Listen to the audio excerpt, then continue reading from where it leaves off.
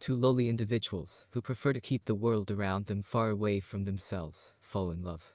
In Parasiteinlove we are introduced to Kengo Kasaka, who suffers from extreme mysophobia, and Hijiri Tsunagi, who suffers from scopophobia, the fear induced by staring eyes.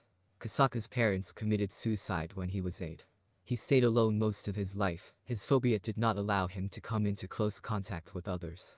His hands were red and scrappy from the thousands of times he washed them to keep the germs away. Kasaka and Tsunagi met each other coincidentally. Tsunagi saw Kasaka collapse and lose consciousness on the road. She helped him recover by admitting him to a hospital, which marked the beginning of their journey together. Kasaka and Tsunagi love story. After his release from the hospital, Kasaka was contacted by Izumi. His identity is revealed by the end of Parasiteinlove. Kasaka panicked when he found Izumi in his room. Izumi threatened him with persecution if he denied the offer to keep an eye on Tsunagi. Izumi had gone through Kasaka's computer and was aware of the virus he was building to disrupt everyone's life. Kasaka feared the consequences and agreed to work for him. The first day spent with Tsunagi was chaotic. He could not comprehend the existence of another human being inside his flat. He feared the germs she dispersed inside the apartment and wanted her gone. He disclosed his condition to Tsunagi and described how it had affected his life. After leaving his apartment, she could feel her heart beating fast and her nose starting to bleed. The two gradually found comfort in each other. They were rejected by society and did not have a chance at a normal life. Kasaka had never looked at Tsunagi as an object of desire, and that helped her to not get affected by his presence. Their companionship was meditative, and they started what they called rehabilitation, where they tried to overcome their fears together. How did the parasite affect their romance?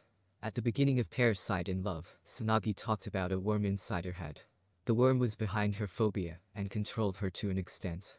Her mother, Maya, had the worm as well, and it is said that she committed suicide as a result of the worm's control. Tsunagi's family wanted to cure her of the condition.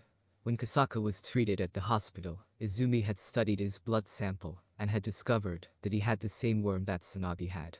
After knowing the situation, Tsunagi's grandfather and doctor, Yuchi, had advised Izumi to bring Kasaka and Tsunagi close.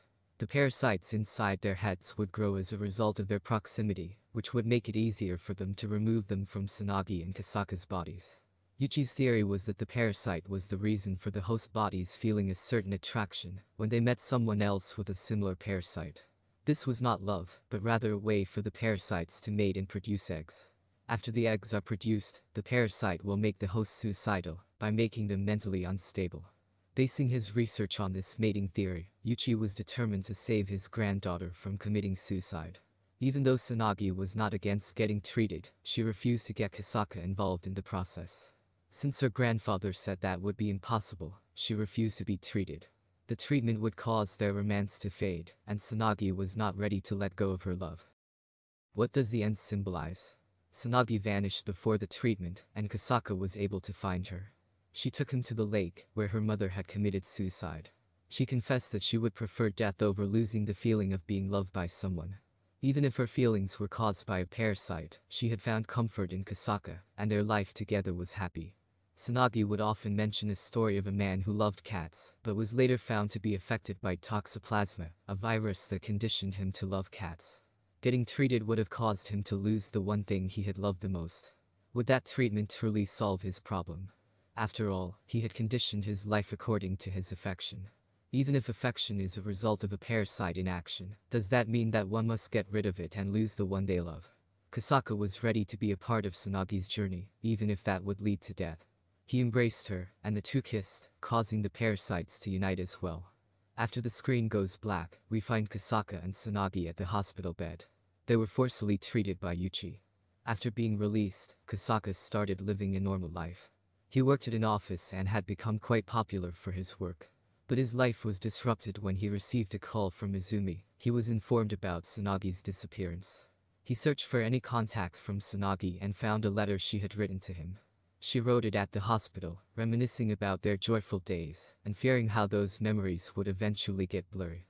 Kasaka had planned to launch a virus on Christmas Eve. The virus would affect every individual's phone, and would cause a communication gap, leading to many heartbreaks and pain. This was his way of leaving a mark and giving back to society for never truly understanding him. Tsunagi knew his plan, and had promised to meet in front of the Christmas tree, when there would be chaos all around. Kasaka launched his virus even though there was a bug.